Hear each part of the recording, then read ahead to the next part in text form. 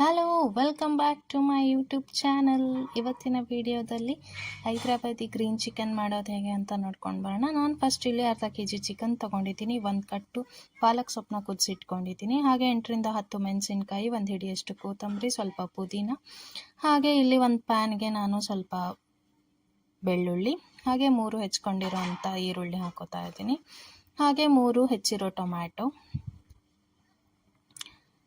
8ರಿಂದ 10 ಮೆಣಸಿನ್ಕಾಯಿ, ನೀವು ಜಾಸ್ತಿನೂ ಹಾಕೋಬೋದು ಖಾರ ಜಾಸ್ತಿ ಬೇಕಂದರೆ, ಒಂದು ಹಿಡಿಯಷ್ಟು ಕೊತ್ತಂಬರಿ, ಸ್ವಲ್ಪ ಪುದೀನ,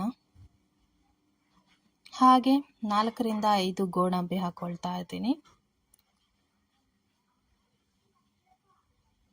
ಕಾಳುಮೆಣಸು, ಹೂವು, ಲವಂಗ, ಹಾಗೆ ಸ್ವಲ್ಪ ಸಾಜೀರ, 4ರಿಂದ 5 ಗೋಡಂಬಿ ಹಾಕ್ಕೊಳ್ತಾ ಇದ್ದೀನಿ.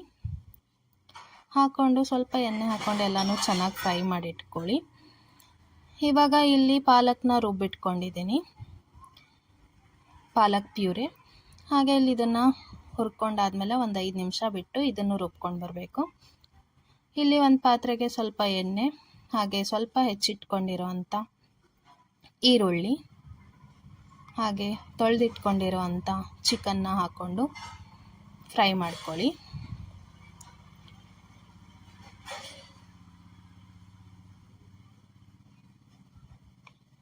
ಇವಾಗ ಅದನ್ನು ರುಬ್ಬಿಟ್ಕೊಂಡು ಬರೋಣ.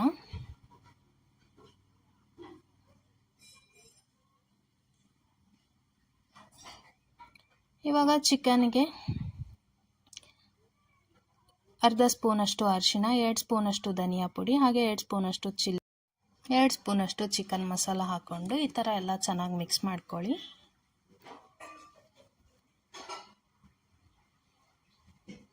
ಇವಾಗ ಇದಕ್ಕೆ ಕೊತ್ತಂಬರಿ, ಪುದೀನ, ಬೆಳ್ಳುಳ್ಳಿ ಎಲ್ಲ ರುಬ್ಕೊಂಡಿದ್ವಲ್ಲ, ಅದನ್ನು ಆ ಮಿಕ್ಸ್ಚರ್ನ ಹಾಕ್ತಾ ಇದ್ದೀನಿ. ಹಾಕ್ಬಿಟ್ಟು ಸ್ವಲ್ಪ ಮಿಕ್ಸ್ ಮಾಡಿ, ಕುದಿ ಬಂದಿರುವಾಗ ಪಾಲಕ್ ಪ್ಯೂರೆನ ಹಾಕಿ. ಸೊ ಎಷ್ಟು ಗ್ರೀನ್ ಆಗಿದೆ ನೀವು ನೋಡ್ತಾ ಇರ್ಬೋದು, ಸಖತ್ತಾಗಿ ಕಾಣ್ತಾ ಇದೆ. ಸೊ ನೀವು ಈ ರೆಸಿಪಿನ ಟ್ರೈ ಮಾಡಿ. ಸೊ ಚಿಕನ್ ಬೆಂದಿದೆ. ಸೊ ಹೈದ್ರಾಬಾದಿ ರುಚಿಗೆ ತಕ್ಕಷ್ಟು ಉಪ್ಪು ಹಾಕ್ಕೊಂಡು ಕುದಿಸ್ಕೊಳ್ಳಿ. ಇವಾಗ ಸ್ವಲ್ಪ ಕಸೂರಿ ಮೇಥಿನ ಈ ಥರ ಉದುರಿಸ್ಕೊಂಡು ಇನ್ನೊಂದು ಸರಿ ಮಿಕ್ಸ್ ಮಾಡ್ಕೊಳ್ಳಿ.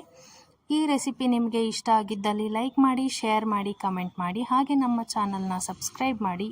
Thank you for watching. Keep supporting us. Love you all.